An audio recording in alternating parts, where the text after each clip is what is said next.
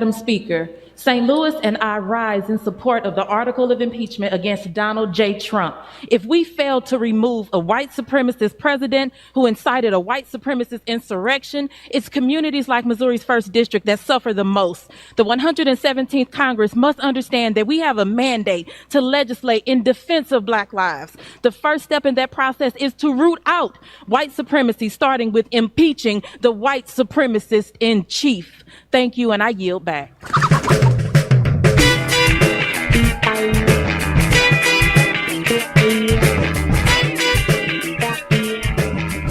Yes, it is Thursday. That's right. I said that right. Thursday, January 14th, 2021. Yes, it's a special Thursday edition of Raging Chicken's Out to Coop podcast. Welcome, everybody. This is Kevin Mahoney, editor and founder of Raging Chicken Press. Each week, I talk to our death cult coup survivor, Sean Kitchen, about the good, the bad, and the ugly in state and national politics. On today's show, that was Cori Bush in the intro today, everybody. Making AOC look like the moderate. I freaking love it. On today's show, Donald Trump becomes the first president in U.S. history to be impeached twice. We'll see where this goes in terms of, the trial. We'll see where it goes in terms of conviction. We'll see, how much politics Mitch McConnell wants to play and all that fun stuff. 10 Republicans joined the Democrats in voting to impeach Trump. No, my representative was not one of them. As the days go by, we'll find out that we keep on finding out more about what happened. And we find out that the head of the Capitol Police lied to legislators who were asking about plans ahead of Wednesday's events. The FBI has released a report ahead of the insurrection, warning that there were indications that Trump supporters were calling for war. And now the FBI is warning that the state Capitol buildings may now be targets over this weekend. FBI investigators are looking into Wednesday's right-wing insurrection, are starting to look at legislators who may have coordinated with organizers of the mob. That's right. Looks like they may have coordinated with the insurrectionists. Representative Aryanna Pressley confirmed that the panic buttons in her office were ripped out before the insurrection, and Representative James Clyburn confirmed that his private office, where he does most of his work, was sacked, leading to suspicions of an inside job. Right? They went to where people aren't supposed to know he's at. And Conan the Barbarian released a video Wednesday calling for the insurrection America's Kristallnacht. I mean, Arnold Schwarzenegger. Sorry, it's just the end of that video with the Conan sword and stuff like that always gets me a little confused. And Parler is gone for now, and the GOP is crying about it. Yes, one of my favorite moments is when you had a GOP lawmaker speaking out against the impeachment with a mask that said censored on it, and she's screaming through it. So, you got the biggest national platform you want, and you're saying you're censored. Go figure. And James Comey, that James Comey, is actually out there calling for Biden to pardon Trump. Fuck that guy. Yeah, the same guy who helped hand Trump the presidency back in 2016 too. No, I'm not saying he was the only reason, before everybody jumps on me for that. And D.C. hotel workers from Unite Here, Local 25, I believe, are hint at a wildcat strike ahead of the inauguration to help stave off any repeat of last Wednesday's insurrection. In a statement, the union said, quote, "We are calling on hotels in the D.C. region to close ahead of inauguration, unless they are hosting security personnel. Any hotel that stays open must permit workers to stay home and or leave the moment they feel unsafe." That would be probably the moment I see a Confederate flag come through the front doors in my mind. And fast food workers are calling for a nationwide strike on Monday, January 18th, to urge the Biden administration to raise the minimum wage to at least $15 an hour. I should also say, today Biden is supposedly releasing his COVID relief plan, which hopefully maybe will come out while we're talking today. We'll see. A little closer to home, it's been another wild week in Pennsylvania, especially for State Senator Doug Mastriano. Turns out going down to D.C. and renting all those buses is coming back to haunt them. WHYY reported that Senator Mastriano used $3,400 in campaign cash to pay for buses to take the insurrectionists to D.C. And Media Matters reported that, yes, Mastriano frequently goes on a QAnon-associated podcast and in recent weeks called the effort to overturn the election a death match with the Republican Party. Death match. Democrat, I'm sorry. What's with the Democratic Party? My fault. I should have caught that. Yeah, for the record, Sean put that in. A death match with the Democrat Party. Just, I don't know. Whatever. We'll talk about that this show. Mastriano's also calling on Trump supporters to stand down this weekend as insurrectionists plan on railing outside the Pennsylvania Capitol. I don't know, maybe Mastriano's getting a little concerned for his own hide at this point, maybe. I don't know. But anyways, as the insurrectionists plan on railing outside the Pennsylvania Capitol this weekend and all of next week, in a Facebook post, Mastriano stated, "Please do not participate in rallies and protests over the next 10 days. Let's focus on praying for our nation during these troubled times," in a very unconvincing acting job. Frank Scavo, former congressional candidate from northeastern Pennsylvania, he organized a bus trip from Old Forge to last weekend's insurrection and was caught repeatedly lying about his involvement in the insurrection. But you know what? They caught the Old Forge pizza still warm in his office. No, just kidding. First, he told reporters that he was nowhere near the Capitol, and then he told them that he was close to the Capitol, but they didn't go inside, and now there's photographic evidence that he was inside the Capitol during the insurrection. Must have just got lost. He was wandering, trying to get back to his bus. Pennsylvania Republicans move forward with their plans to gerrymander the Pennsylvania Supreme Court in response to Republicans losing 3 Supreme Court seats in 2015. Republicans are using recent PA Supreme Court rulings during the 2020 election as excuses for their latest attack on the court. This is about trying to hold on to minority rule. I mean, how much more are they going to gerrymander it? Basically, what they want to do is they want to take it. I think they want to have it done by districts now to give them the edge. Anyways, that is what gerrymandering is. Exactly. In happier news, yeah, but I mean, whatever. We'll talk about that. But it's a statewide election, right? Instead of doing it, the whole point. Yeah. Anyways, my point. In happier news, State Senator Jim Brewster won his final court battle and is now seated. And all applause go out to PA Democrats for railing around Jim Brewster, right? And playing the partisan card on this like this and not getting bogged down in terms of like, well, what's his politics? No. Man, you just get all behind it and get him in there if you recognize what was going on. It's awesome. State Representative Elizabeth Fiedler has been named the chair of the newly formed Progressive Policies for Working People Subcommittee.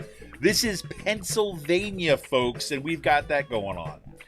The new subcommittee will be part of the Pennsylvania House Democratic Policy Committee and will give progressive lawmakers more of a legislative voice within the House Democratic Caucus. That's awesome.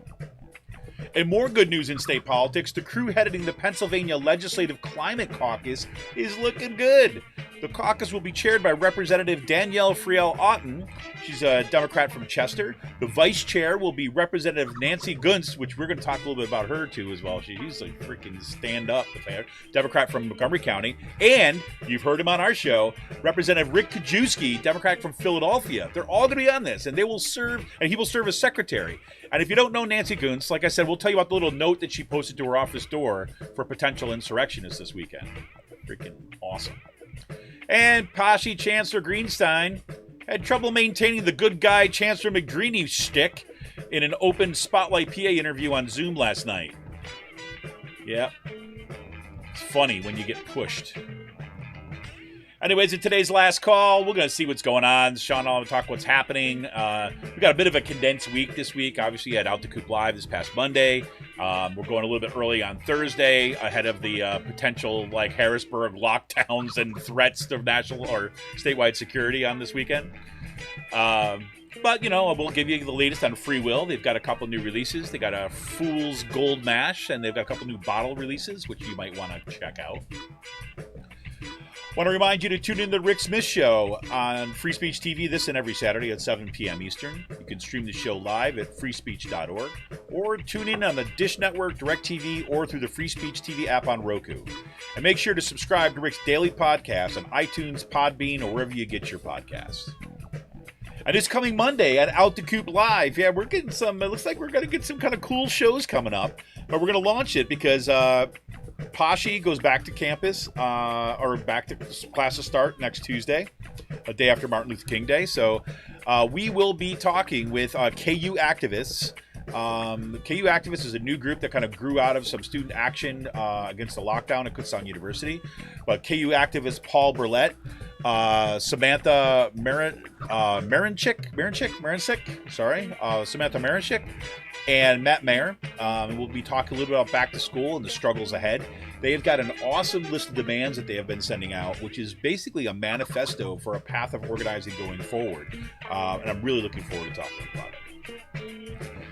Want to remind you that, if you want a progressive future, we need progressive media, and you can help support Pull No Punches, homegrown progressive media today. Become a patron of Raging Chicken for as little as $5 a month. Just go to patreon.com/rrcpress and choose your level of support.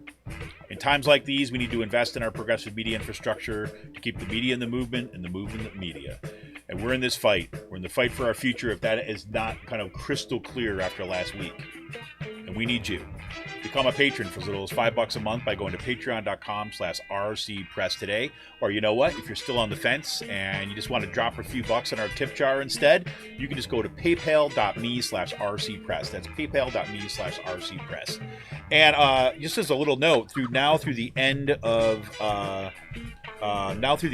January, if you become a patron over at patreon.com/rcpress for $5 a month or more, we will send you a little thank you gift. You can either have your choice of On Tyranny by Timothy Snyder.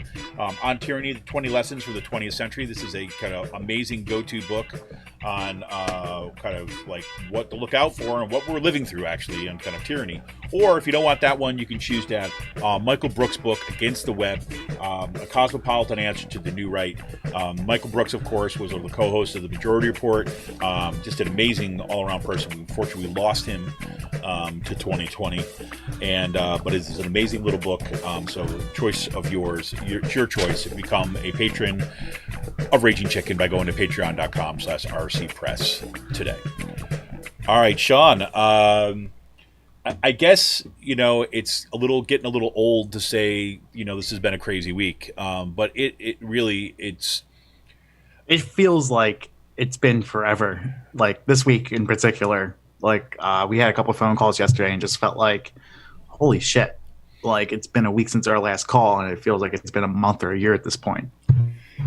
Yeah, and I think that did you see AOC's video that she her stream? I did not.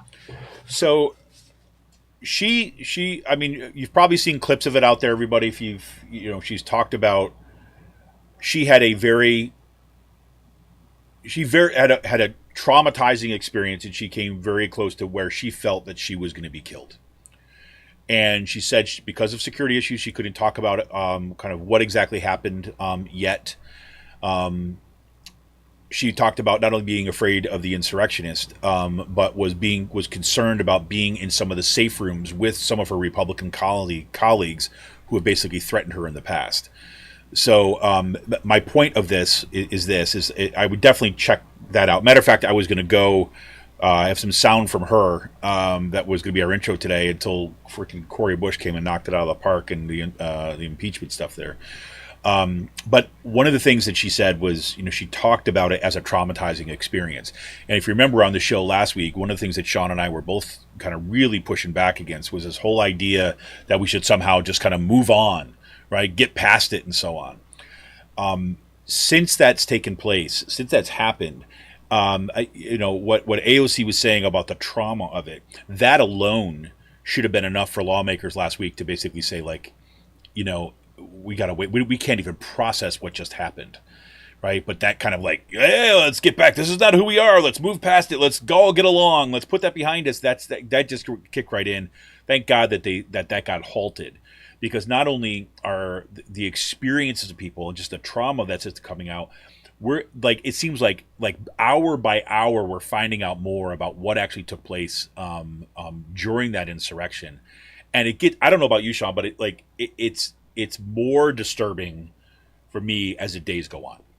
Yeah. I mean, it feels like we're finding out that this was definitely part of an inside job. I think that's safe to say.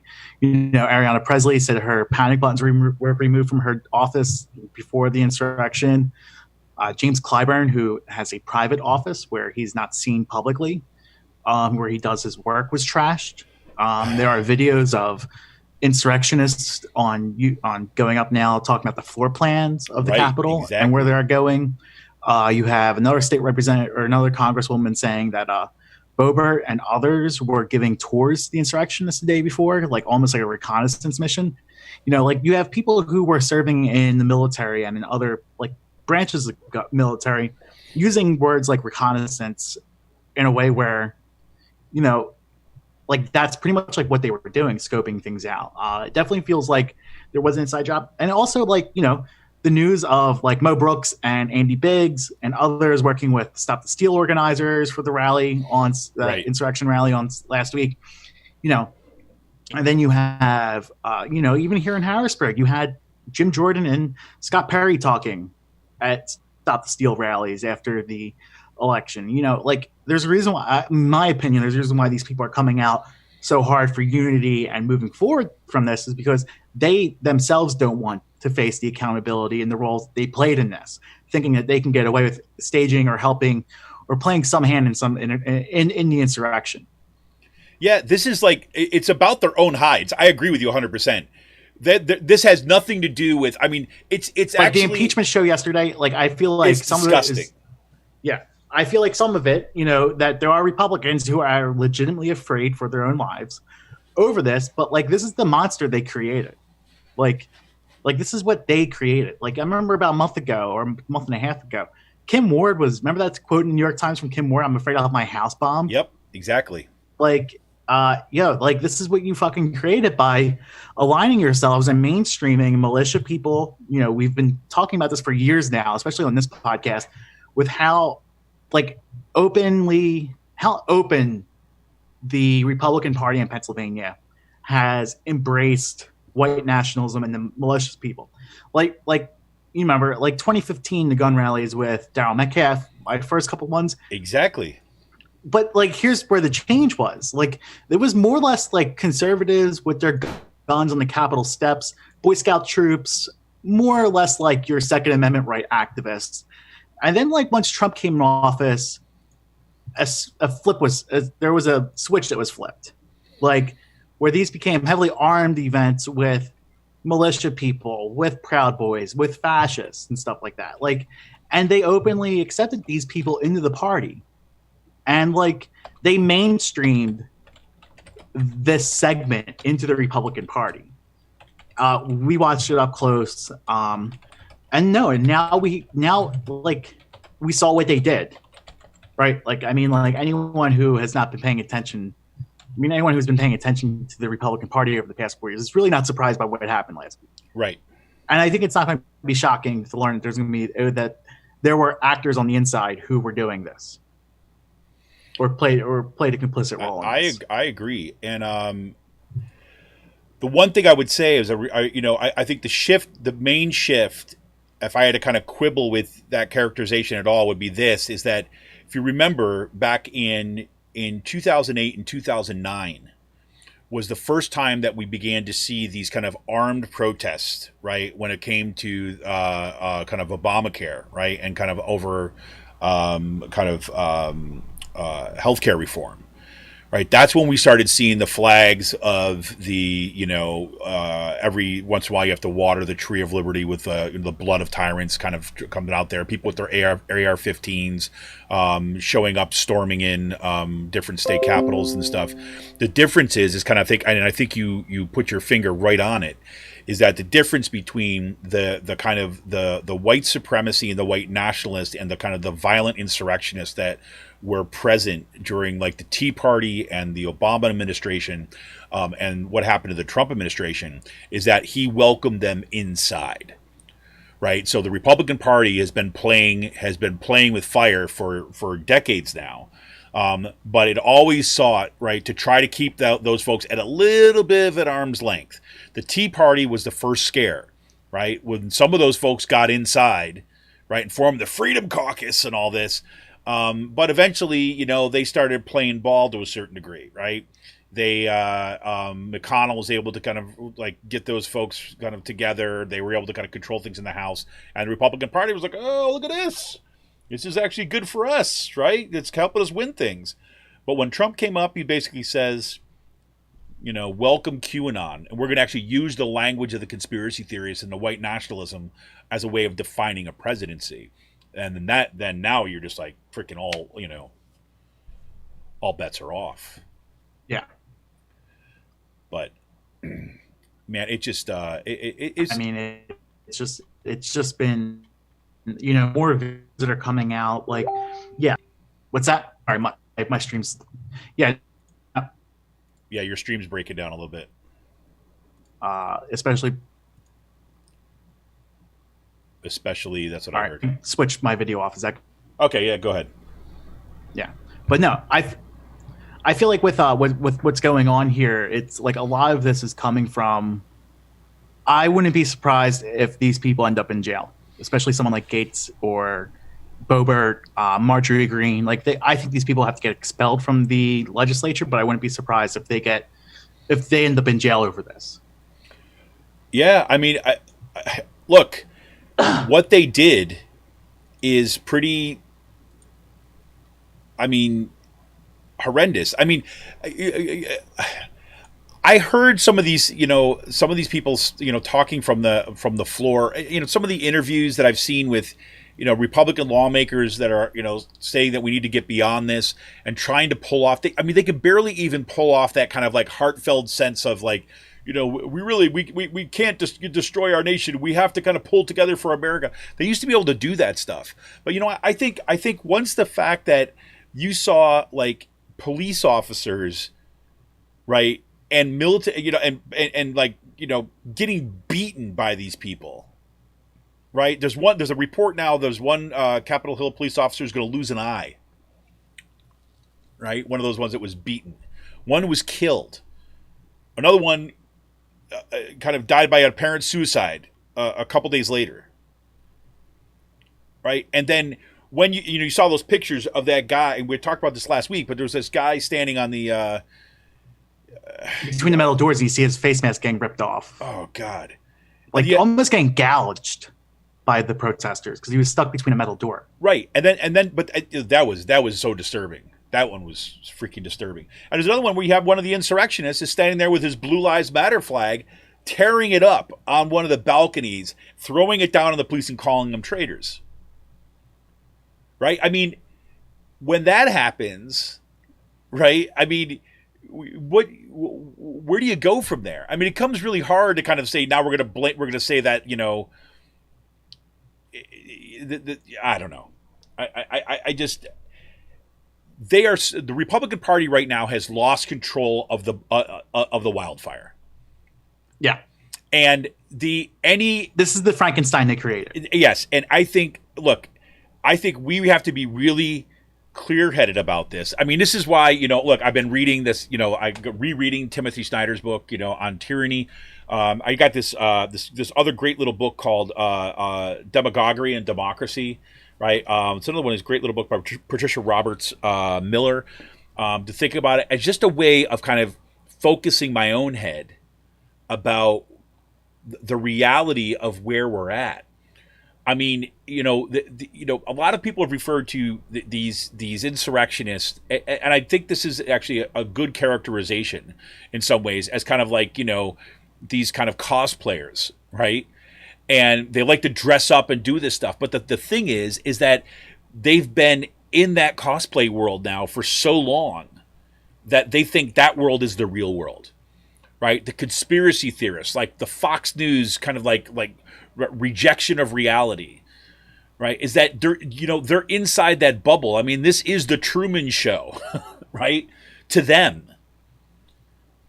And these people are not just going to say, "Oh well, okay, I have to accept that Trump lost." I mean, you listen to some of the interviews that people did with some of the participants, and they're gone.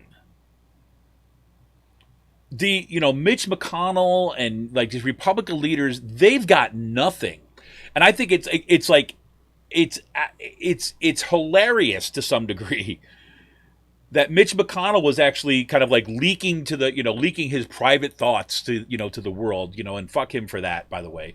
But he was like leaking his private thoughts that maybe that this is by impeaching Trump that's finally going to kind of allow them to purge Trump and the supporters from the party. Is like, no, you know what that does? That's going to just kind of increase and sharpen the civil war in the party. And these people are going to triple down. We've talked about this before, is that a good chunk of those folks have already like left Fox News. And they are now in this kind of, OAN, Facebook, Newsmax world. Right, yeah. Exactly. Something like way worse than Fox. Which way is like, worse. Way worse. Yeah. Exactly. I mean, like, it was actually pretty funny. You see, like, Mastriano came out, released a statement afterwards, like condemning the violence, and the people he organized rallies with, like Nick Fuentes, who was in Speaker Pelosi's office, said unfollowed. Like, you see, like these are the people you've were catering, and they're not going away now. Right. Like, it's gonna be very dangerous. The next several months and several weeks. I agree. And again, the fact that now you're talking about, the FBI has issued these warnings for state capitol buildings now may be targets. And it looks like that some of the same folks, again, there was this, Sean, I don't even remember. The Parler hack was after our show last week, right? No, it was like the day before. It was the day before. I can't remember. Oh, no. I think the Parler hack was Saturday. Yeah, it was over the weekend. Yeah, because I can't remember what we actually talked about on the show and what we just talked about on the phone, right? As these things were kind of the Parler hack happened Saturday. Yeah, so it happened Saturday. So that from that hack, we're starting to see some of the what happened was go ahead. Pretty much like Parler was built on a WordPress format, which is very easy to hack.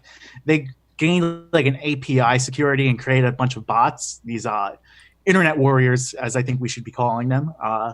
And they pretty much were able to, once the post gets deleted, it's still there. Like if you use WordPress, you delete a post, the post is still on the back end. Right. And they pretty much scraped all the information off the back end of Parler, was able to get all the metadata, all the stuff in raw files. So like videos, pictures, anything that was created within the bounds of the Capitol. And that came with the GPS and the people who posted it. And in order to get verified on Parler, you have to use your driver's license front and back. So now there's also like anyone who was verified on Parler that was in the Capitol building during the insurrection and using it, like they have their information. It will be very interesting. I hope this becomes public information at some point. And it'll be interesting to see how this is. I mean, there's already a couple of accounts on Twitter that are uploading videos from Parler of the insurrection, and you just see people just bear spraying like Capitol police officers. Well, that's just it, right? I mean, there was that one video. I don't know. There was no description of the video or what people knew about it. So I'm sure they were just putting it out there. But it was the first time I had seen it. It almost looks like there's a scene in the tunnels.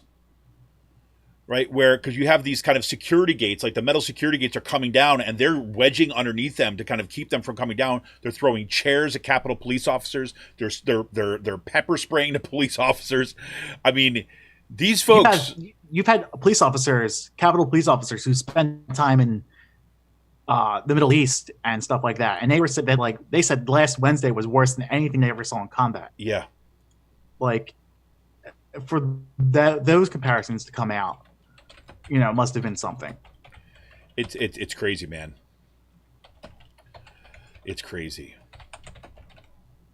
And then there's video of Trump coming out and celebrating the attack on the Capitol in the background. Like, I mean, just like... Well, I mean, Trump and his family, right? They had like a freaking watch party for it. Yeah. Right? I mean, Trump Jr. was like you know, he was out dancing there. with... Yeah. I mean, like I said before, these people are... The Trump family are our equivalent to Uday and Hussein. Yep. Like, the Saddam family. Like, this is who they are. Like, you know what I mean? This is like... At this point. Like... Well, you know, this is what, you know, I think that this is why, you know, I think this was after our podcast last week too as well. But you had Arnold Schwarzenegger come out with that video. Yeah. You know, and I made a little bit of fun of it kind of in the intro today because he closes things out with like the Conan sword. If you haven't seen the video, the link will be in the show notes today. But, you know, frankly, I thought that was one of the strongest statements coming from a Republican, right? And the comparison of what was actually at stake. And he talked about his personal history growing up in the aftermath of Nazi, you know, in Nazi Germany, he's Austria, like of the Nazi occupation of Austria. And he called what happened in the Capitol America's Kristallnacht, right? And that should really be sticking in our head about what I mean, like, I didn't even go ahead. Like, sorry. I didn't even hear about the video until my mom texted me and said, like, you should watch the video that like Conan posted. It's on my Facebook wall. Like, I mean, like, you know, these are tough conversations I've had with my mom over the past several months. Like, you know, explaining to her what Kristallnacht was, explaining to her like what, you know, like the purges were within Nazi Party, like the Night of the Long Knives. Like, and going through that history with her and just explaining it and telling her about Trump. And it's like, I feel like what happened at the Capitol last Wednesday awoken her to that.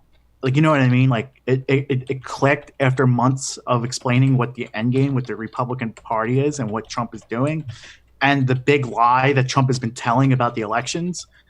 Like, I remember telling my mom before the election, I was just like, I'm worried about the lies that they're spreading and the massive disinformation that's been going on within the Republican Party about this upcoming election. Right. And I said, it's not going to end nice. And like, we saw a preview of that.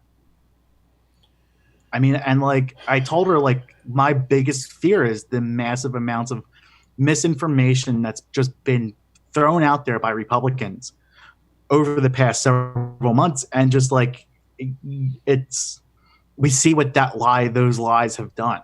Right. And also, like, I mean, like, yeah, it is a big lie.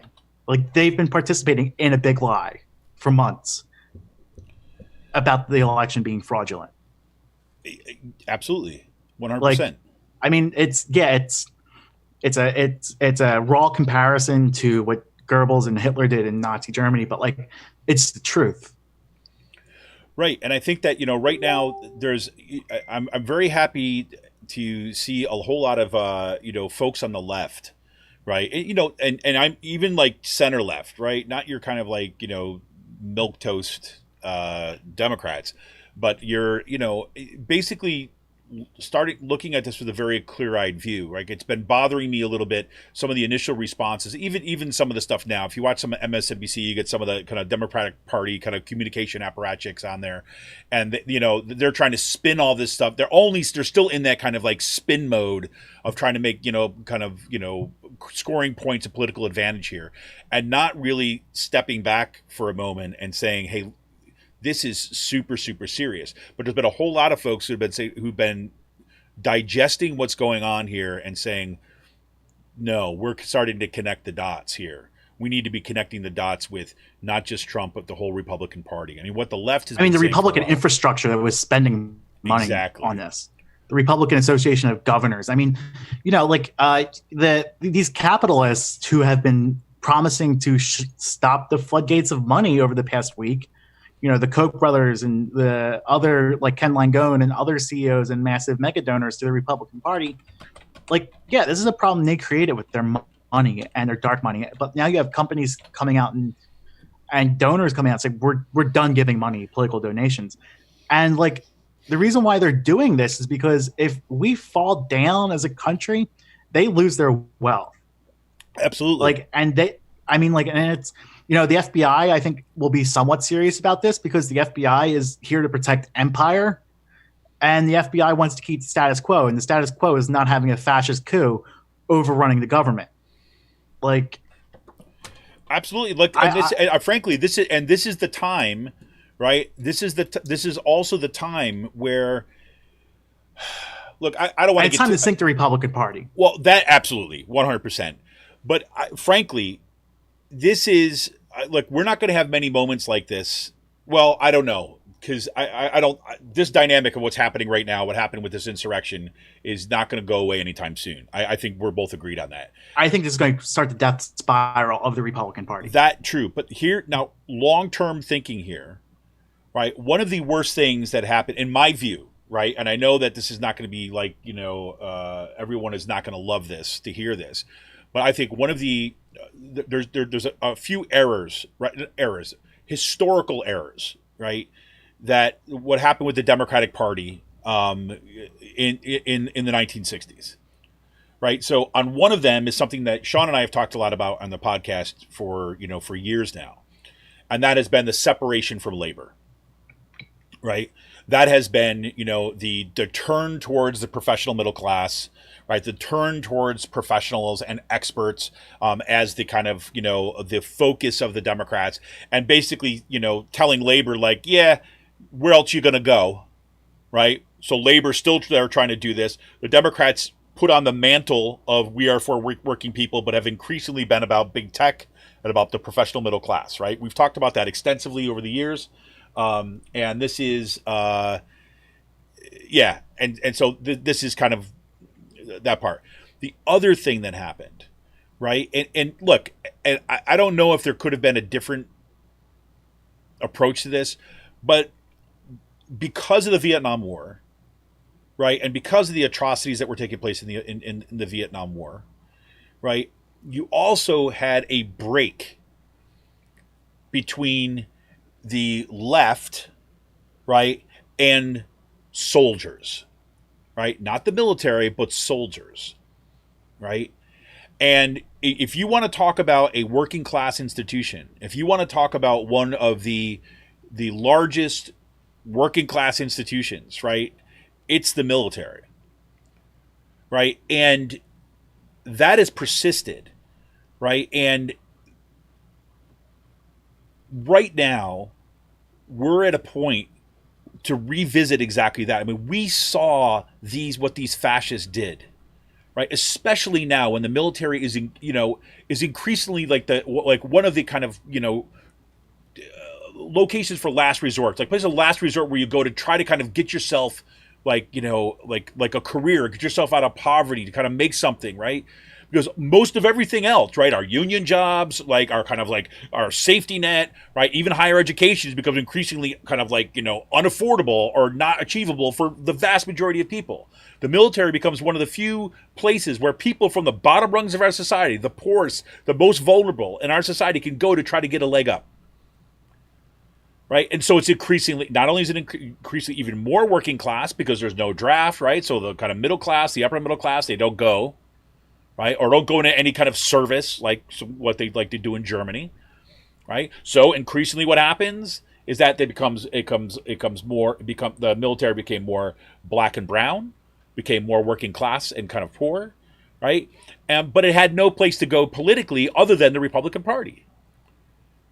So like right now we've seen this happen now. We've seen that there's been folks in the military who have bought in to this QAnon fascist stuff, right? But a whole lot of those soldiers have not. And if now is not the time to kind of like go back and say, okay, look, we're going to start driving the wedge between these groups, right? For the sake of all of us. Right. And, this always gets into kind of like this territory where people don't like the military and people don't like war. Like, I get it. Right. I understand where that's coming from. Right. But we also got to be like clear eyed about who's there. right? And if we're actually talking about being a working class oriented movement, is like we've got to be able to say, like, all the more reason we've got to stop the direction that the military has been on for so long.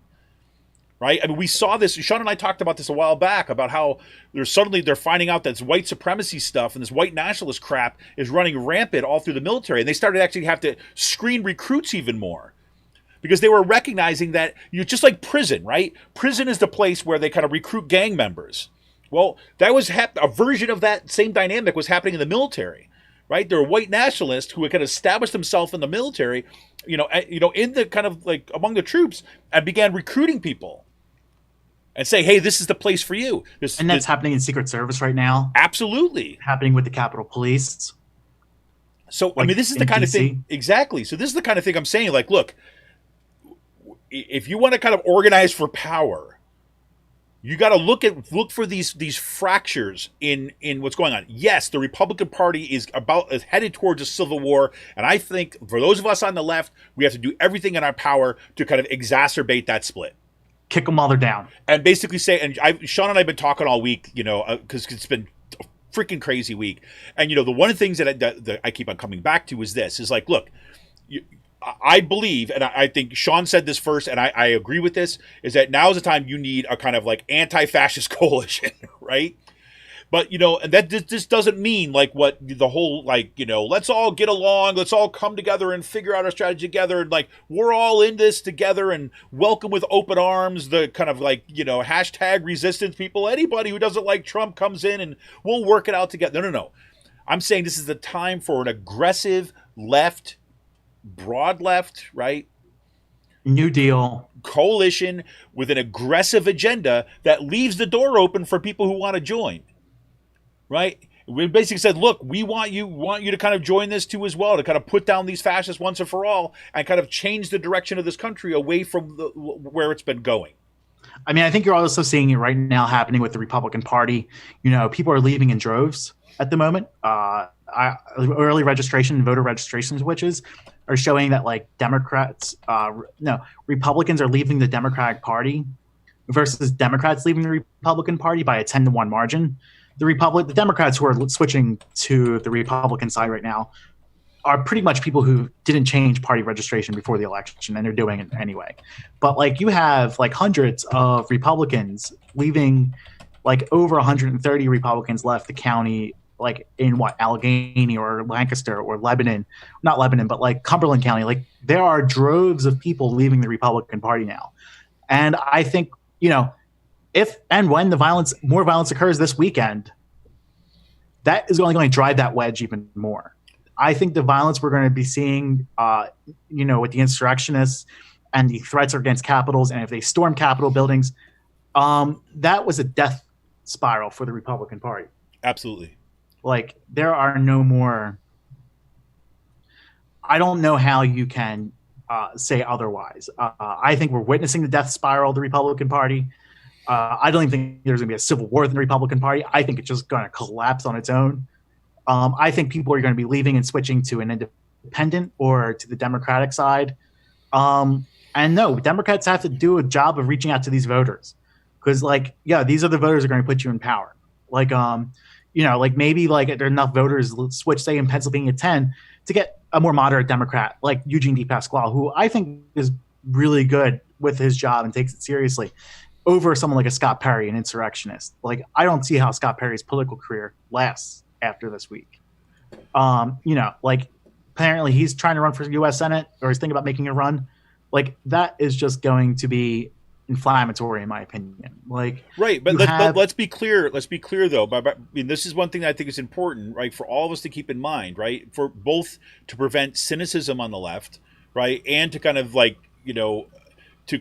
stave off some of those corporate Democrats, is by reaching out to those people, right? We're not talking about saying like changing the agenda and kind of more moderating the party, right? It means actually doing that kind of the on the ground work of organizing and talking with voters, right? And then I think that you look for the again, the deep.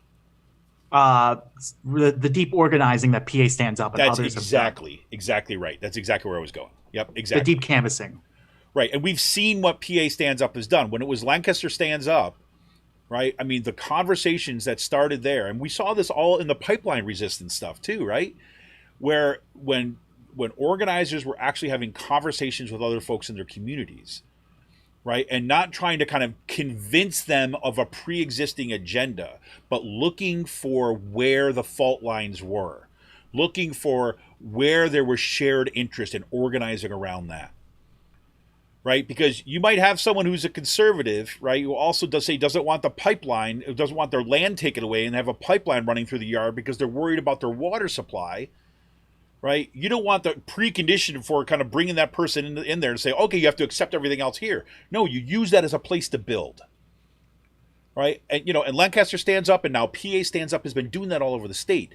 And that's the kind of stuff, that's absolutely critical. If you think back to what DSA was doing across the state, I remember, like, the first time I heard about it, this, at least in the state of Pennsylvania, was out in Pittsburgh, when they were doing just like a taillight check.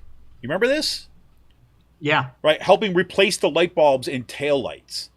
And that seems like, if you're talking about, that's not politics. You're damn right it was politics. Because a broken taillight was the thing that would get people pulled over more often than not. And that place, the police officer pulling over, especially African-American and black and brown communities and poor communities, when they get pulled over by police, the chances of that escalating into a bad situation increases dramatically. So you do something little like this, where we're going to replace that taillight. We're going to do it for free. We have done by volunteers. And that becomes an opportunity to kind of protect the community, do something tangible, and build out the organization, right? I mean, that's the kind of work I think is absolutely critical right now. So I don't know. Yeah, Sean, just so you know, I've got a picture of you up on our YouTube stream, and we have a comment from Radical Flower who says, "Sean, you need some of your photos on the wall behind you." So yeah, I know. So I'm still. No. Like, this is actually a picture. This is like a selfie that you took that we used before when you're having video issues. So then when we get a chance, we're gonna have to get a picture with some of your pictures behind you or something like that, so that folks can enjoy your photography as when your video glitches. Yeah, no, I've been toying back and forth with the idea of what I want to use, like behind on that blank wall. I think I might make some bigger prints and just have that instead of like small photos going across. So, there we go. We'll see. Yeah, we can flush that one out a little bit in today's last call. So if Radical Flower, you're sticking around, you can hear Sean's kind of decorating ideas. I assume that if you've seen his photos, if people have seen Sean's photos posted there, you've also seen his his new fashion channel, which is which we could also talk about in today's last call. So that's hey, more money, more problems. There you go, more money. Right, exactly. No. But yeah, so yeah, I don't know, but I think that's where we're at, right? Yeah, so all that's going ahead. And, the one thing I just threw in these two things. Go ahead, sorry. James, do you want to talk about James Comey? Oh, sure, go ahead. I was deciding whether or not I wanted to get myself all worked up about him or not again. But, fuck that guy. That's all I got to say. I could not believe it, Sean. Yeah. He must be on the take. I don't know what else, like, what other explanation you have. I mean, you would think, like, okay, I'm not saying that I'm not even saying that he should have come out and kind of like, like against Trump. I'm just saying just keep his freaking mouth shut. And the fact that, that his words are getting picked up by media outlets too as well is just, that's another version of like, why are you listening to that guy? Yeah. That's the guy that violated FBI protocol, right? It was an open kind of like, discussion about Hillary Clinton's emails. He broke the protocol not to kind of enter into that discussion. The weekend before the election. And then raises doubts. Oh, ongoing investigation with her emails, when he knew there was nothing there. At the same time, there was concrete intelligence about what was happening in the Trump campaign that he didn't disclose.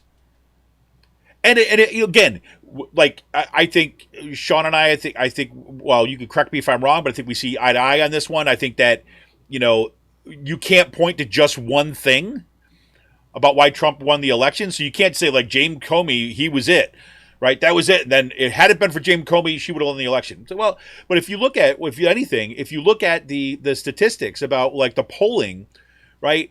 The polling numbers drop off right after Comey did that for Hillary Clinton. Right. So if you wanted to have to, pick your single bullet of like what happened, it's like that's pretty as close as you could come. So, James Comey like owns as much of the responsibility for having Trump in that White House as anybody else. Right. And so for him to come out now and say you should consider pardon Trump for the good of the country. Bullshit, man. Yeah, I mean, he only encouraged a fucking violent insurrection. I mean, come on. Again, it's like you're supposedly a law enforcement officer, and you got like a cop that's dead because of it. Another one who's losing his eye. One that like died by suicide. One died by suicide. Dozens sent to the hospital for injuries being beat by these freaking people. Like, he doesn't even have loyalty to his own freaking, like, law enforcement crew. Let alone, like, I don't know, like, a sense that this is fucking serious. Yeah. I don't know. I mean, just fuck that guy. That's all I got to say. I wanted to throw in these two things just at the end. I'm not a whole lot to say about it, but, what's interesting that you're seeing what's on the labor front right now is that if this is any sense about where things are going, you remember Sean and I have talked a lot about the fact that what happened during the Obama administration was, progressives all got together and organized. All these people got to organize. Obama took office. Obama said, "I got this," and everybody went home. Right? That's not happening this time.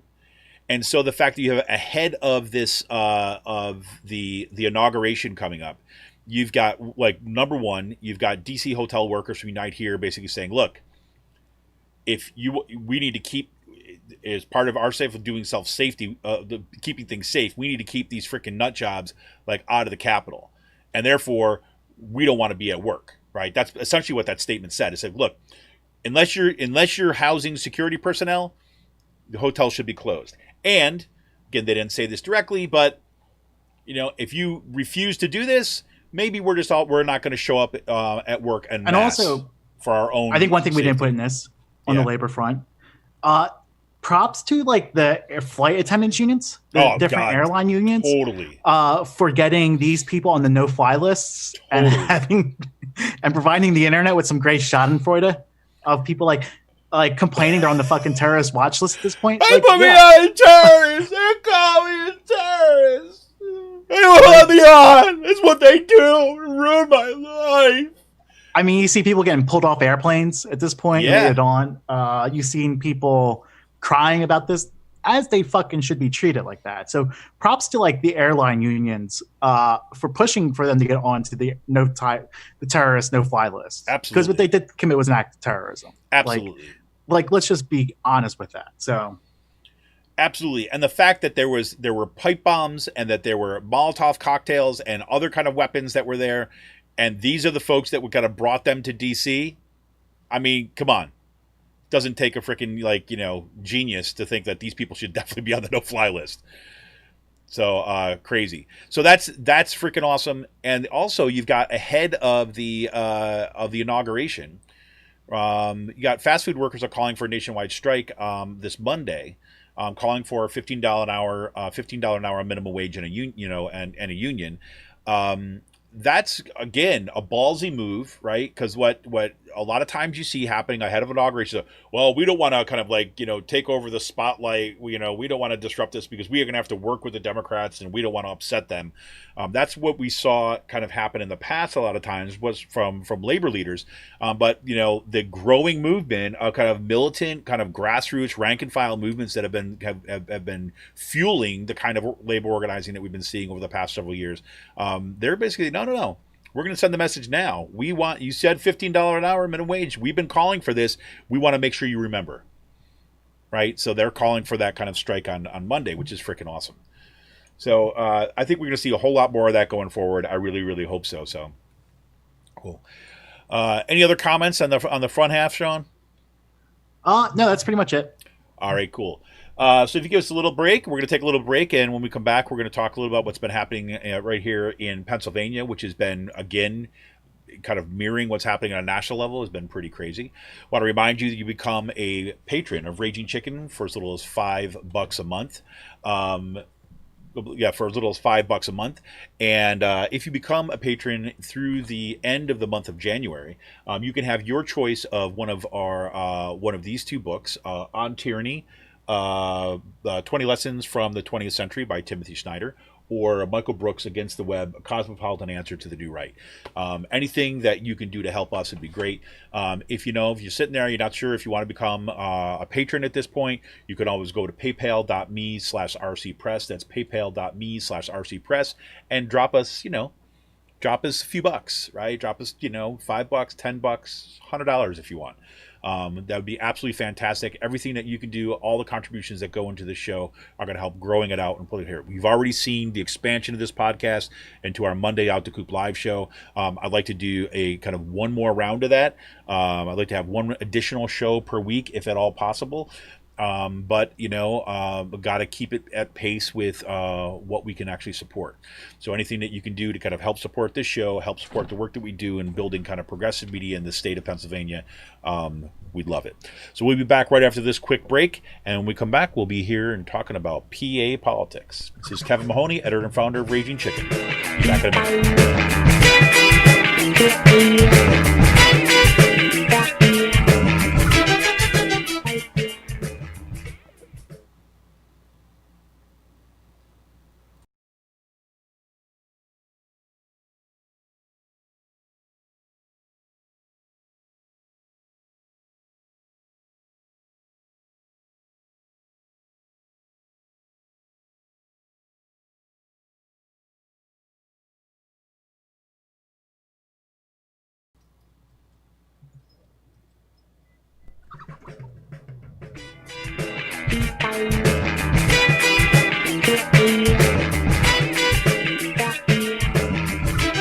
Welcome back to Raging Chicken's Out the Coop podcast. I'm here once again with our what was it, failed coup survivor, Sean?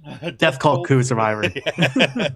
Once again, I want to remind you all too as well that we've had increasing numbers of people that are joining us on our YouTube channels. When we're kind of doing our podcast, we're also streaming live on our YouTube channel. So if you're listening to this right now on our regular podcast feed and not watching on YouTube, make sure that you head over to our YouTube page, right? And just go to YouTube, look for Raging Chicken, and subscribe, and then hit that little bell, right? So every time that we go live, you get that little notification to let you know that, hey, you're live, so you get to kind of head on over. My guess is that there's going to be increasing opportunities to use our YouTube channel as a place to kind of reach out kind of in a kind of more kind of immediate response kind of stuff, little commentary, little things that are going on, and do some live streams from here and there. So make sure you hit that little bell, subscribe to our YouTube channel, hit that little bell, and get that notification. So anytime that we go live, that you'll know. There we go. I also talked to Sean just for information for Radical Flower, so that he's gonna maybe see if he can get us some pictures of him in front of his photos too as well. So anytime that his video gets a little glitchy, we'll be able to have that one. So anyway, Sean, I know that you have been following your good friend Doug Mastriano quite a bit lately, and it seems like that there's a lot of buzz going on about him lately. Yeah, so Mastriano has been reports coming out this week, I guess. He spent $3,400 in campaign cash to pay for bus trips down to the insurrection rally in DC, which is kind of amazing. Way to go, Doug, and create a paper trail with your campaign finance reporting. Always love that. Whatchamacallit. Mastriano has also been going on QAnon podcast recently. Media Matters has been tracking that and seeing what he has to say. And one of the podcasts leading up to the insurrection rally, he called it a death match with the Democratic Party. Pretty much like what we've been saying for months now, how he's been using violent extremist rhetoric for a while. Right. Exactly. Um, and then he is calling people not to go protest this week, which we'll see. Well, because Which will remember be this interesting. guy. We should remind everybody that this is a guy who's been one of the favorites for the Republican nomination for to run for governor, right? And so this is why, of course, Mastriano is attracting so much attention, right? Because he's, this is, the great white hope of the PA Republican Party at this point.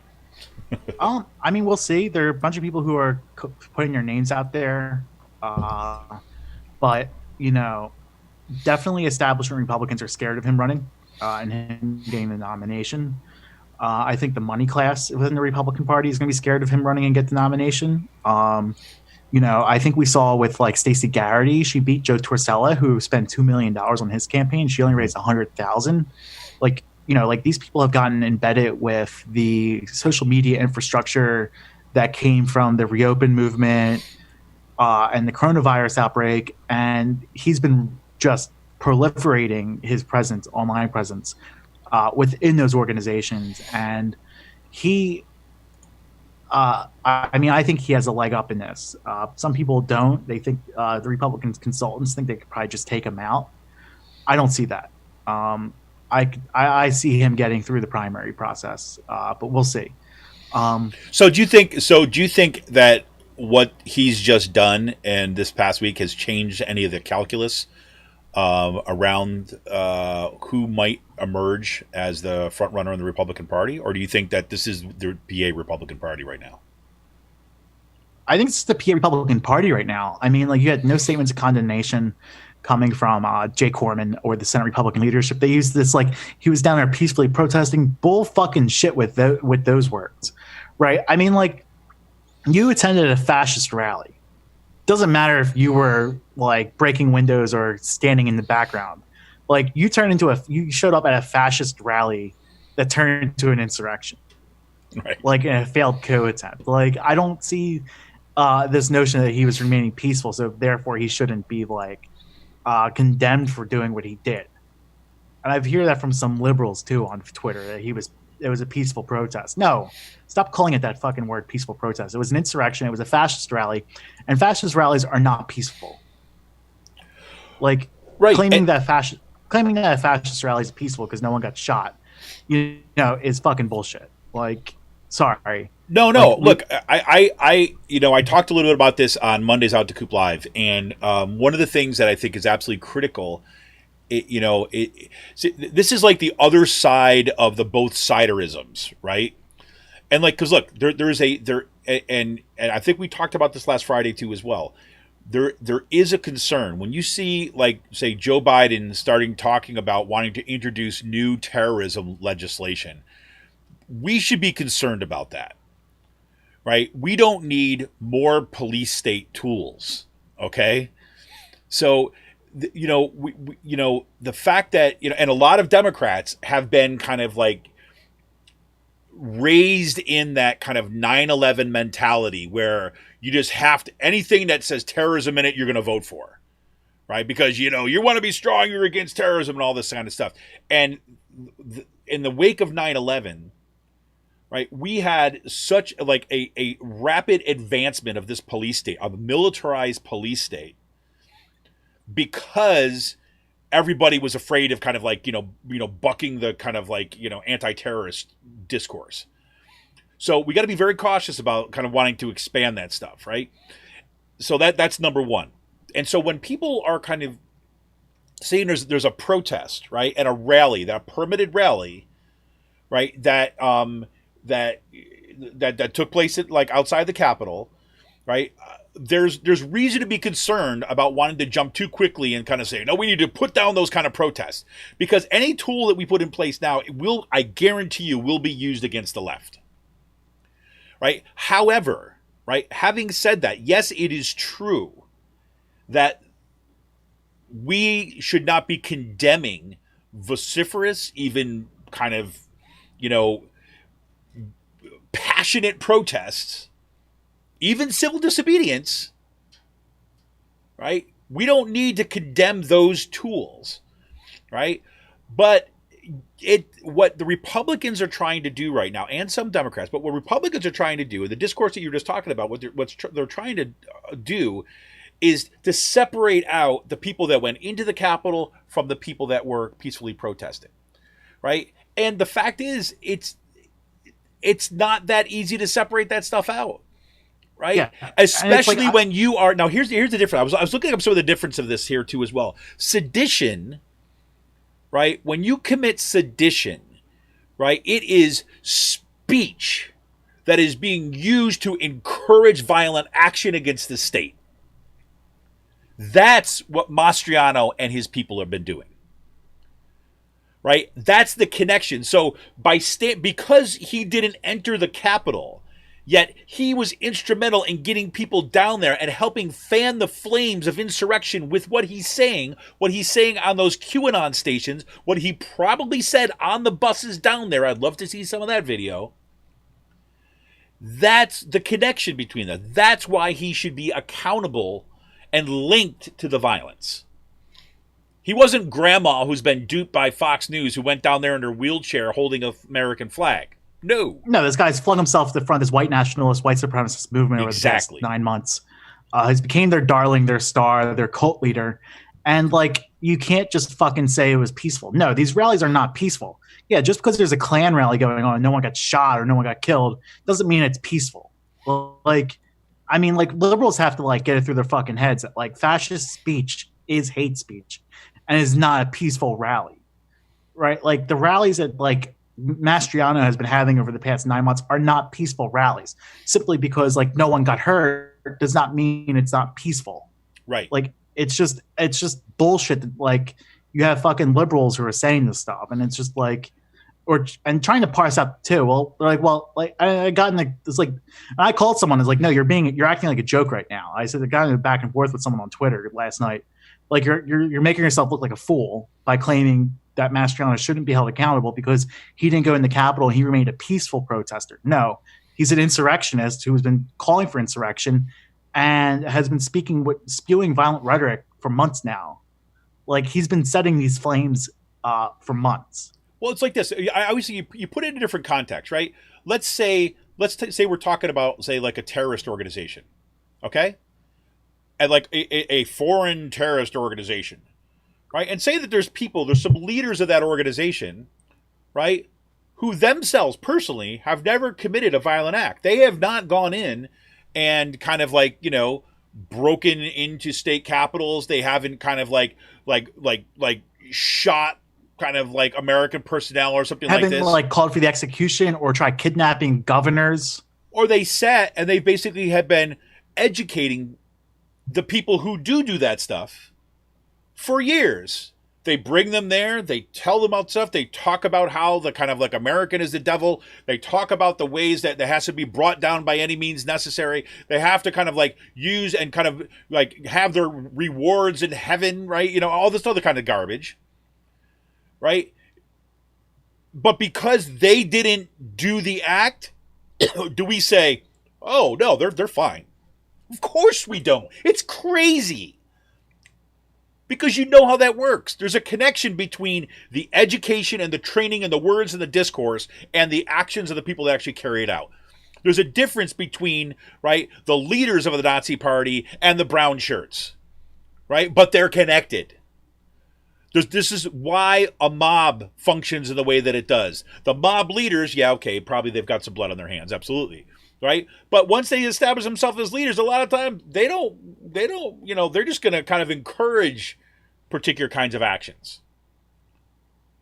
Right? So because the mob guys have got a stand-up kind of business owner in a particular community that donates a lot to the causes, right? Do we say, oh, well, he didn't do it. It's just his friend is the one who assassinated his competition. So, he didn't do anything wrong. Come on.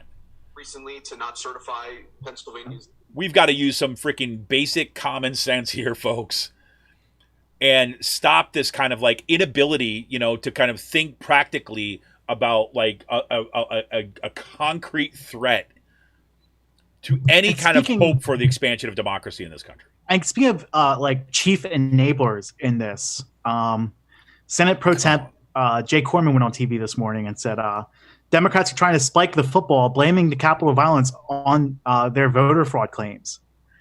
He says he still stands by his calling for Congress to decertify Pennsylvania's results or delay the certification of the results. Like, yeah, how you doing with that civility caucus? Right?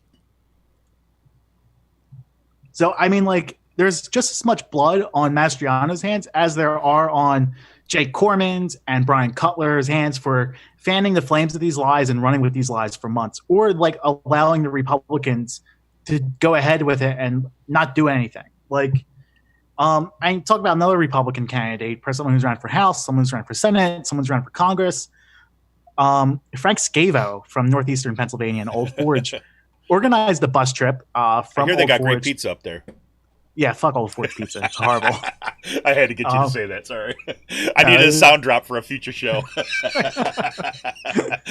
Sorry. He told reporters that he was nowhere near the Capitol. Then he told them he was close, but he didn't go in.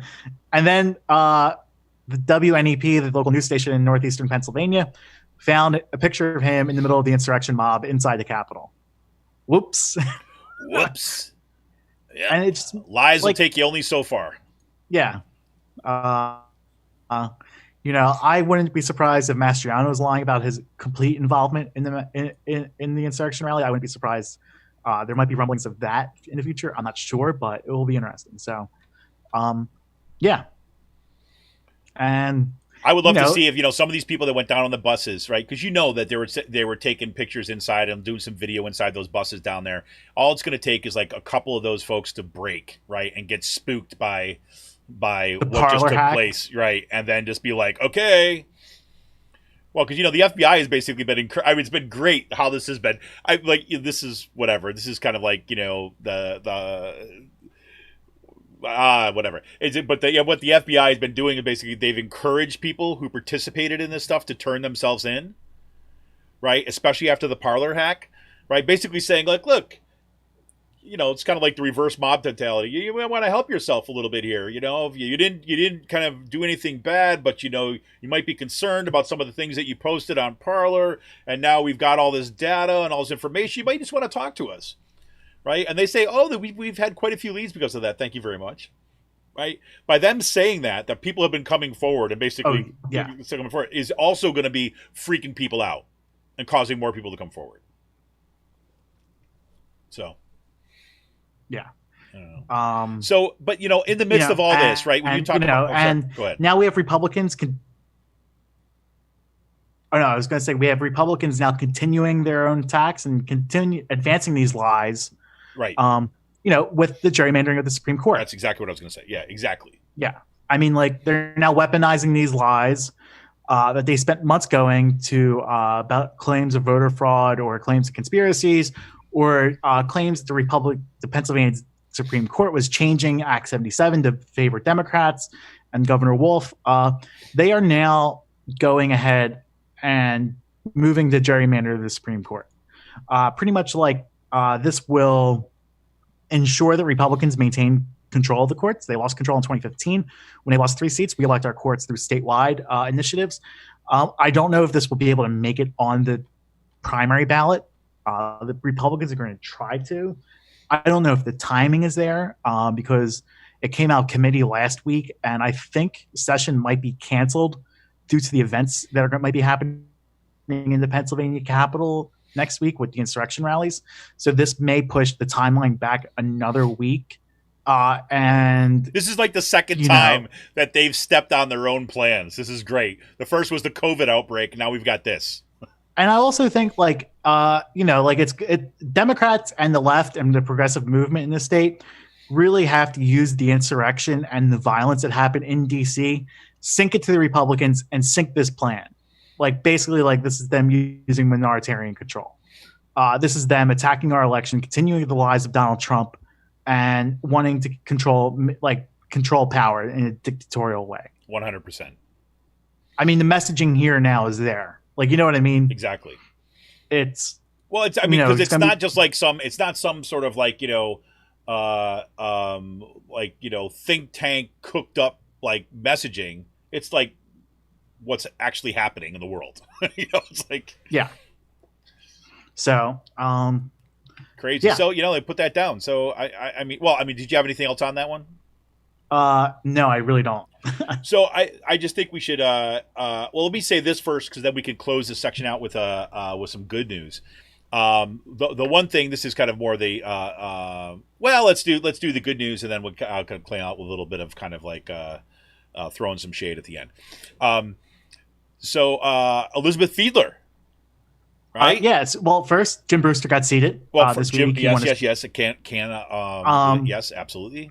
You had Nikhil Saval talking about the solidarity and how that worked within the caucus, using a lot more like socialist or left rhetoric around these issues. Brewster is a moderate, more conservative Democrat from Western Pennsylvania, but it was great seeing the caucus and the party rally behind this, even in a partisan way. I think it shows how organized and willing to fight Democrats are in this state on these issues. We now have Elizabeth Fiedler forming a subcommittee within the House Democratic Policy Committee, basically called the Progressive Policies for Working People, which is awesome. It's amazing. I think we're seeing the 2018 class and the 2020 class get more control of the caucus with leadership. Within leadership, you have a younger leadership team in there now with the latest group that came in, with McClinton and with Bradford, with the Pizarro and others and Schlossberg. At least we're seeing some of that power being given to the newer members coming in, like Rick Krajewski, Elizabeth Fiedler, and Rado Summerlee, who've spent the past couple of years killing it. And there's also the Legislative Climate Caucus, which is amazing, right? I mean, we have. This came up in my. I actually got an email about this, where you've got Representative Danielle Friel-Otten, right? She's a Democrat from Chester, is going to be the chair of that committee, and she got elected because of her fight against the pipeline going through her community, right? I mean, she's not. It's not like she's someone who got in there. It was like she ran as an unabashed progressive, 100%. Unabashed progressive. She beat Becky Corbin, a Republican who won their district by like 10 points, and smoked Corbin in the 2018 election. She won again in 2020. Didn't change her attitude on things. She's unapologetic about climate and about the pipeline, and she has not walked away from that a bit. Yeah, and she's unapologetic about her progressive stances on everything, which is awesome. You have Rick Krajewski as the secretary, and then you have Nancy Gunst, who is now she replaced Representative Tom Mert in the Hatboro area. So a little backstory, pretty much like that seat was handed to her from Mert, from what I understand, or from talking. Mert and Gunst have a really long relationship within local politics in that part of Montgomery County. Mm-hmm. And she's going to be an awesome representative. She's a veteran in the Air Force, I believe, one of the military branches. And she left a little note on the door, her office door, for the insurrectionist, which I thought was awesome. I put it up on Twitter. She pretty much said, dear insurrectionists, if you've made it this far, go fuck yourselves. God bless America. I love it. And she signs it. Yes. And she signed it, which is freaking amazing. She signed it. Amazing. Yes. I mean, if you haven't seen that, you got to check out Sean's Twitter feed. And it just that was unbelievable. I was like, you've got to be kidding me. This is freaking awesome. Yeah. So, and then you've got as the secretary of the Climate Caucus, Legislative Climate Caucus, you got Rick Krajewski, right? I mean, and he's been on Out to Coop Live. Rick Krajewski is like, he ran kind of strictly from the left, right? He kind of in the West Philadelphia, he kind of like beat the longtime incumbent, right, from West Philly in the primary, and now he's freaking the lefty is going to be in the Climate Caucus. I mean, you got to be freaking kidding me. This is awesome. So I don't know. I mean, when you sent that thing, I had flagged this stuff about the Climate Caucus. When you had sent this about Elizabeth Fiedler getting, chairing out the progressive policies for working people subcommittee. And also, Democrats are going to use the policy committees the way the Republicans use them. Yeah. We've been talking about this for the past few years. Democrats haven't really done this the way the House Republicans or Senate Republicans have. That's the tip of the spear for their policy agenda. And the Republicans use that to their advantage by bringing in Koch brother operatives, pushing their agenda. Like, we've been following this stuff, and it's time we Democrats start doing the same. Like, use this as a spear to bludgeon people with, policy wise. Not physically like what happened in the Capitol last week, but like no. But this is not even bludgeon. This is kind of like how you push these policies forward. Right. Yes, I mean, this is about part of the Democratic mainstream. Right. This is about being aggressive in pursuit of your policy goals. Right. I mean, this is like, because let's put it this way. Here's the difference. Right. Is like when the Republicans were doing this, they were doing this as a way of hurting people. Right. I mean, actively hurting people. Right. Real people in the world. Here you're going after Medicare, going after unions, going after like other things. Exactly. Right. I mean, this is like, I mean, if you look at, like just what they've been doing to like the state system of higher education where I work, right? The kind of like defunding of it and the gutting of it and the austerity that's been not just, and this has happened in like industry and public sector across the state about the, the turnpike, selling off public assets. I mean, one after the other, they've been hurting people. Well, you're talking about the policy agenda of the progressives is about ensuring people they have health care coverage. Right? About making sure that our planet's not going to burn down and to not be like collaborationists with the fossil fuel industries in burning down that planet. I mean, come on. To basically make sure that people's union rights and organizing rights are protected under law in Pennsylvania. Right? I mean, these are not like about, say, hurting people. These are about helping people. And if the Republicans want to get in the way of that, right, this is by organizing in these, in these caucuses. This is a way of you get past them. You build up the energy, you build up momentum, and then, yes, if they get in the way and they get steamrolled, well, that's on them. But really, the goal is to make sure that people are helped. Right? It's no longer this drama about what happens just inside Harrisburg. This is about using those caucuses as a way to achieve policy aims in the real world. And this is what the Democrats have been lacking for a long time, especially in the state. Yeah. Crazy. Well, last night, Chancellor McDreamy, Chancellor Greenstein from Pashy, he ran into a little trouble. They decided, he was trying to pull off another one of his examples of, I'm just going to get on and use my charm appeal with my kind of hip little kind of like dark rimmed glasses, and I'm going to get my nice little green screen with a backdrop of the Dixon Center, which I just sold off, by the way, with the Dixon Center. And I'm going to have an open kind of like discussion with a Spotlight PA and about what's happening with the state system. And once after you stop, you keep on doing things to hurt people, like, for example, like laying off or kind of getting rid of like upwards of 300 faculty members and kind of eliminating whole departments at IUP, about forcing the consolidations of other universities, making everybody fear for their jobs, kind of invoking austerity and steamrolling over the legislative process, all that kind of stuff. Eventually, that kind of nice little shine that you came in with, that Silicon Valley, I love Bill Gates and Bill Gates is my buddy shine, gets scuffed up a little bit. And it gets harder and harder to pull off, the kind of like, I'm such a nice guy, I'm going to give you my winning smile. Ding!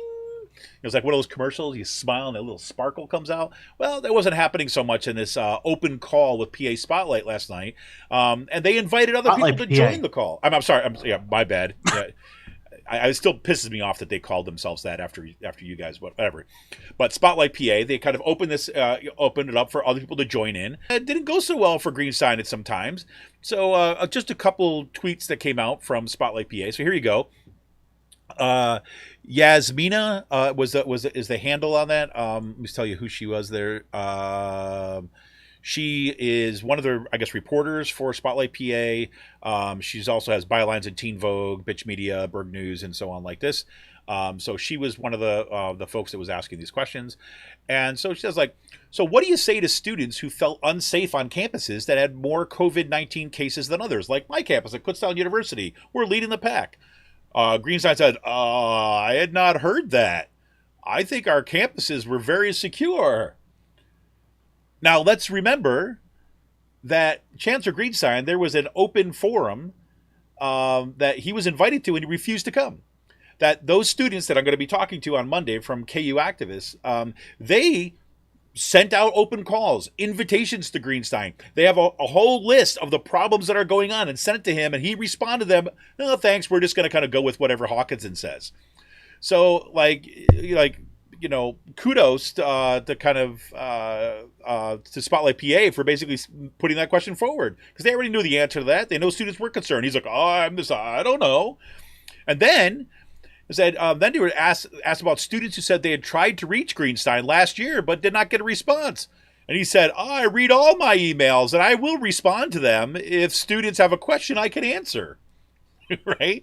So he's backpedaling. And then, right, if that's not enough on the COVID-19 stuff, he gets asked, have you examined Pashi's history of racism and systemic issues that may continue to oppress? And he's like, I have not. And I'm a historian, so I'm ashamed to admit that, but I haven't, and I should. Well, how can you address racism without understanding the role that it's played in the past? And he says, I'm not sure. Right? And he's called on people to understand that most of his career has been in urban settings, and to know that he is listening to people of color about rural issues. He really is. So it was nice to actually have him face the media. And this is precisely why he's refused to show up into all these open forums, because he knows full well that he and his kind of collaborators in the university president's offices have refused to actually have meetings with people who actually have real concerns. They've gone the 100% PR move in here. So about time that came back to haunt you, Mr. Greenstein. So that was just a little fun to see that in my little Twitter feed this morning. I wish I could have actually been on the Zoom call. I know some other folks that were there. I believe some of the students that we're to talk to on Out the Coop Live on Monday were actually on that call, so we'll get some of their perspectives on it. But yeah, so that was fun, Sean. I always like it when Chancellor McDreamy got taken down a peg or two. Yep, Crazy. Definitely. Anything else going on in PA? Any late breaking news on Twitter? No, nothing really. No, nothing really. All right. Well, this is Kevin Mahoney, editor and founder of Raging Chicken. We're going to be back right after this break with this week's last call. Want to remind you that you can become a patron of Raging Chicken for as little as $5 a month. And if you become a patron before the end of the month, you can have your choice of Michael Brooks' Against the Web, a cosmopolitan answer to the new right, or Timothy Snyder's On Tyranny, 20 Lessons from the 20th Century. This is Kevin Mahoney, editor and founder of Raging Chicken. We'll be back after this quick break with this week's last call.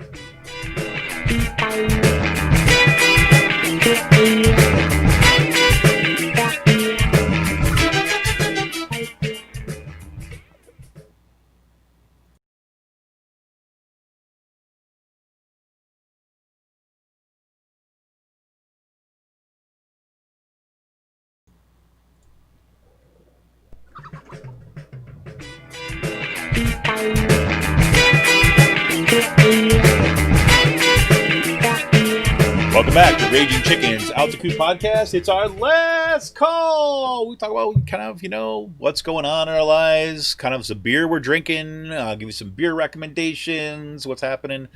So I think the big question for this week, Sean, is what exactly are we been doing with all of our free time? My work schedule's been pretty busy. It's very similar to Donald Trump's work schedule. I get up very early, attend a lot of meetings, tend to have a lot of phone calls. Got a lot of phone calls. Been on the phone all day. I love those tweets that he puts out about his schedule. The president will be up very early, taking many phone calls, many meetings. It's great. Got many meetings. Got lots of phone calls. We didn't say this in the thing, but I think it was pretty cool. I guess the thing that really kind of threw him off his rocker this week was that the PGA says it's pulling its tournament from his New Jersey golf course. I mean, I don't know how his brand is not damaged after last week. Oh my God! Come on, it's got to be. I mean, yeah, it's got to be. I can't wait to see. I actually think he's going to jail. I legitimately think he will be imprisoned after this. We shall see. I mean, the big thing will be to what degree are we going to see the Trump family then try to kind of pick up that mantle? Because look, I mean, I put them in jail as well. Well, I would love that, but they've got they've got the settings all they got the whole like setup for the grift going forward for the next 4 years, right? I mean, I think at this point, like, I don't know how you don't charge them with insurrection or Article 14 resolutions. Like, well, if you Don Jr., like the whole entire family has to be like pass resolution. These people cannot ever hold office again. well, not if James Comey gets his way, Which is fucking stupid, right? I mean, it's like seriously, but that's what I wish I could remember what I was listening to the other day. But they, we're talking some like scholar of fascism and authoritarianism and stuff. So like, well, you can be if you don't nip this in the bud now. History shows that this will just build, right? And this is most of these kind of, fascist, right-wing, authoritarian movements. They have multiple failures before they kind of, move forward. And so, you got to nip this stuff now.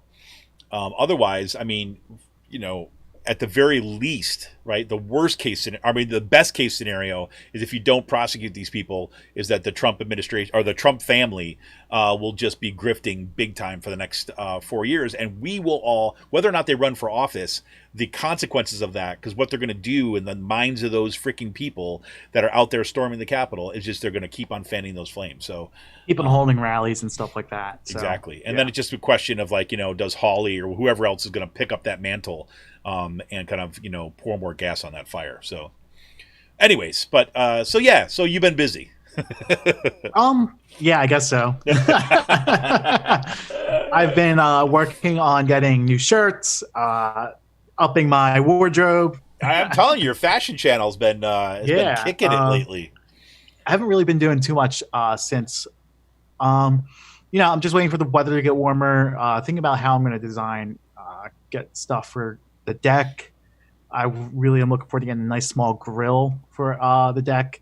Be able to I didn't grill it all last summer because the thing I had was just a piece of shit at the point. Yeah. Looking to get like a small Weber. And yeah, looking to get some deck furniture, chairs. I'm like game planning this stuff out. I want an herb garden. Yeah, so look at you go. Can't wait.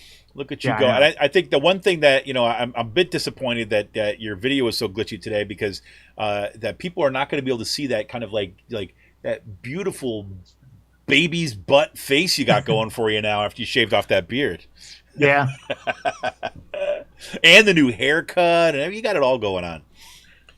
Yes. Oh yeah, definitely. You got to get on Sean's feeds just for, fashion advice really because he's got it going on. It was actually funny when you sent the Adidas ads you were getting to me from Instagram. I'm just like, yep, that's for me. That's how the targeted online ads work. Totally. I was like, oh, look at this. This came to the wrong place. Oh boy. But so I mean, I have to say is that I've been this is like the week before our classes start next week. So this week has just been, in addition to everything going on in the world, it's just been a lot of just tons of work. It's always a lot of work right before the beginning of the semester. It's extra work this year, especially because, my kids are home from school. So it's like trying to manage my own work and again, confronting once again that not having kind of periods of time that I can actually work on this stuff uninterrupted really messes with my sleep schedule because I end up staying up really late and blah, blah, blah. So it's been a lot of that this week. But I've been giving myself this little reward. I've been watching this series called The Last Kingdom, which I think I've mentioned this before. But it's like it takes place in like the 800s, I believe, in England, right, where the Danes, the Vikings, right, the Danes had basically taken over kind of the really significant part of England, and you had King Alfred was of the kingdom of Wessex, Wessex, down in the kind of southern England becomes, he's the king that's called Alfred the Great, which had the vision for all of England or whatever. But it follows the story of Uhtred, I guess is how you say his name. He's He was born a kind of a noble or something like this in the north of England. It was taken over by the Danes, right? He gets shipped off to the Danes. He gets raised as a Dane, and so it's the story of him kind of making his way back and through here and becoming an ally with King Alfred, but always having a tension relationship, blah blah. But it's turning into it's a good show, right? So it's been kind of cool to watch. It's something that's on Netflix. I'm saving up. I have to admit, is that I am not caught up on Star Trek Discovery, and I am not caught up on Golden Compass, or not the Golden Compass. It's the His Dark Materials, that's the name of the series. The Golden Compass was the first book, and so anyways, but His Dark Materials is an awesome show, and that is on. I believe that is on HBO. I think that's a great show. That I absolutely love, but I put it off because I knew I would just get drawn in. I would spend too much time with it, so that's going to be my reward once all my work is done, to finish off those two series, or get caught up with them where they are now. But that's been pretty much it. Been spending some time with my kids when I can. Just we did get the chance to go up the mountains last weekend, which was I can't tell you how head clearing that was. It was absolutely fantastic. It was cold. It was crisp. The night sky was amazing. But it was just kind of empty. So like there was no one around. Got to walk in the woods, which is pretty cool. So my dog did eat a bunch of dog or deer poop and then ended up puking it on the rug in the house. But whatever. That's my fun, Sean. Oh, crazy. So, so let me give some everyone some updates on free will. So, for those folks who are joining us early or joining us for the first time, I always like to kind of, I live in Percy, and free will is based in Percy. And so I'm always kind of a big fan of supporting local stuff, and I absolutely just love their beer. I have to say, though, I haven't had very much beer of late because I've been working so much and getting this stuff here, and it's been good. But so they do have a new release this Saturday, which is going to get me to kind of there once again to buy some. It's called Fool's Gold Mash, and this is a new mash. And you've heard me talk about the mashes before. I love their mashes. They're fantastic. They're fruity. Their sours are great. But this will be available beginning Saturday at both locations at Percy and Peddler's Village. You can get it at their online store by going to freewillbrewing.store, and they are now shipping, right, not only to any address in Pennsylvania but also Virginia and Washington D.C., which is pretty cool. And if you hit that $85 threshold, right, you get $85 worth of stuff, they will ship it to you for free. Otherwise you have to pay for that, so get together with some folks, you can have it shipped to you in those locations. But so Fool's Gold Mash, sorry, got off on a tangent. It's a sour ale with blueberry, grape, peanut butter, and bacon flavor and milk sugar. And this is how they describe it: a treat fit for a king or a queen. This combination slammed between a hollowed out loaf of bread was said to be a particular favorite of Elvis himself, whatever. It's a trip down jammy grape mixed with cooked peanuts on the nose, followed by a tart berry preserves, which lingers to the finish, combined at the end with a subtle savory note returned to creamy peanut butter at 7.5 ABV. So it's kind of like a peanut butter and jelly type of thing that they're going for. They also had last week, I didn't talk about this, but they had 2 bottle releases last week, which look really good for those folks who like their bottles. I haven't talked as much about their bottles of late, but they've got one new one. It's called Lock, Stock, and 2 Aging Barrels. That is a barrel-aged old stock ale, and another one called Winter Beer. It's a winter beer. And it's a barrel-aged Belgian dark ale with orange zest, cinnamon, nutmeg, ginger, and vanilla. Those are the 2 latest bottle releases over there.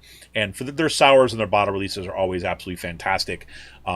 So you can always check that out too as well. Again, you can go to freewillbrewing.store. You can order online. You can order online ahead of time and kind of be like, head there and they'll have it ready for you. You can call ahead, let them know you're there. They'll bring it out to you. So you can have no contact or kind of minimal contact pickups. Or you pick them up at the store and pick them up at either one of those locations. They'll be there for you. So anything else you got going on for the weekend, Sean? Nothing too much. No? I will not be in Harrisburg for the weekend. Oh, so. Good choice. Or for the next week. So spend some time away from the city is all I'm going to say. Yeah, that's good. Good for you. I'm just going to be doing all my schoolwork, just getting ready for next week's work. So great. Well, everybody, it's been a joy. Once again, thanks you all for joining us on YouTube. I want to remind you that if you're listening to this podcast, or if you join us on YouTube, make sure you hit that subscribe button, hit that little bell notification, and make sure you get a notification every time we go live. You can also subscribe to us on any podcast platform. And if you are listening to our podcast, right, you listen on iTunes, on Podbean, on Stitcher, on Spotify, on Google Podcasts, wherever it is, make sure you give us that 5-star review and leave us a little review there. That helps everybody else find our show. So the more that you can do, those little things, share our show, make sure you leave us the review, give us that 5-star review. That's absolutely fantastic. And if you're on YouTube, make sure you subscribe, tell your friends to subscribe, and hit that notification button so you know when we're going live. This is Kevin Mahoney, editor and founder of Raging Chicken Press. It's been a great week. Sean, have a good one, man. I'll talk to you soon. Catch you later. All right. This is Kevin Mahoney, editor and founder of Raging Chicken. Want to thank once again Jonathan Mann for our outro song for today. There are no people in the future. And I will be with you on Monday, Out the Coop Live, talking to KU activists. Until then, it's a great one, everybody. See ya!